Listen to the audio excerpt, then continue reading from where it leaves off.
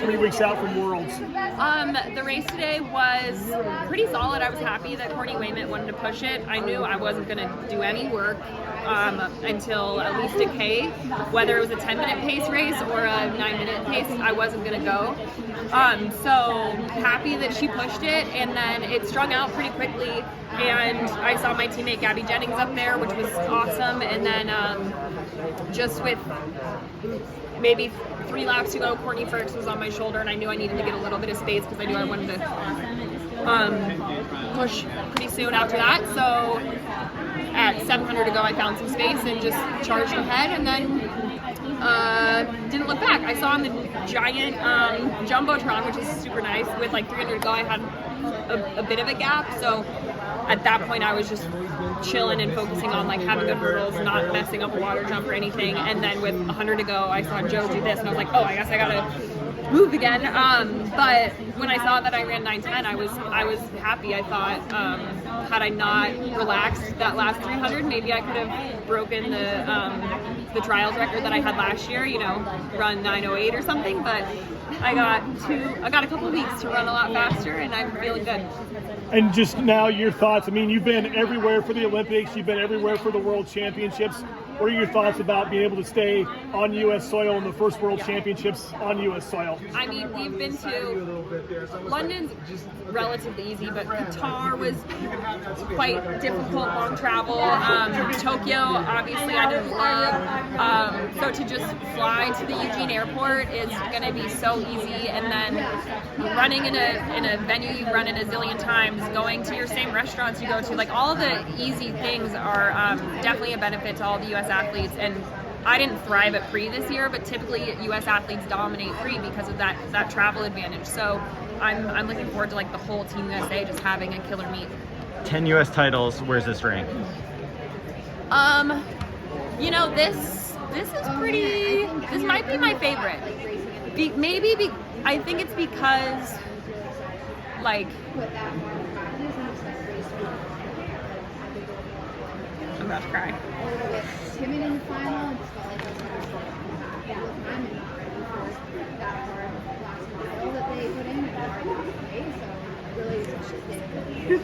Take your time, Emma.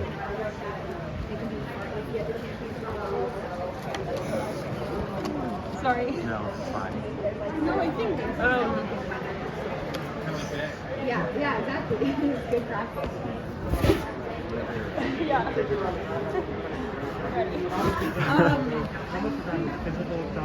I didn't feel emotional until you just asked that. Yeah, like, I mean, I think this is my favorite. Like, I definitely think there is some relief, just kind of like Because last year it was hard. having to pull out of the 10K and just not feel. I believed in myself, and Joe believed in me, and my family and friends and sponsors. You know, after Tokyo, everyone still loved me and believed in me, and I did too. But this just feels really sweet.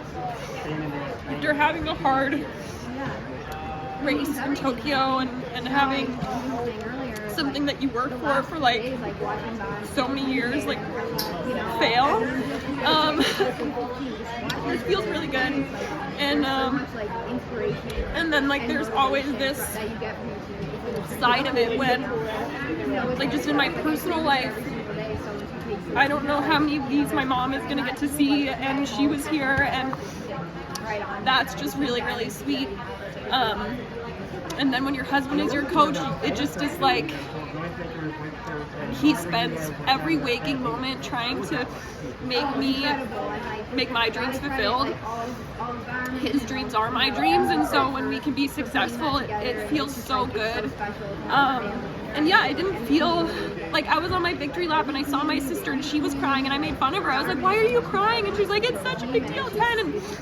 And that was my intention coming in, like a lot of swagger, like I'm gonna win my 10th. But like you just asking that made me like reflect on like, wow, there's been 10 of these, and like what one has been like the sweetest and the best. And I think it's this year. I think like qualifying for a world team on U.S. soil, that's special. Doing it in front of my mom, winning my 10th title, like after a really crummy experience at my last big race in Tokyo, like this is pretty great, and I didn't know it meant that much to me until you just asked that. Sorry. So, damn it, Kyle.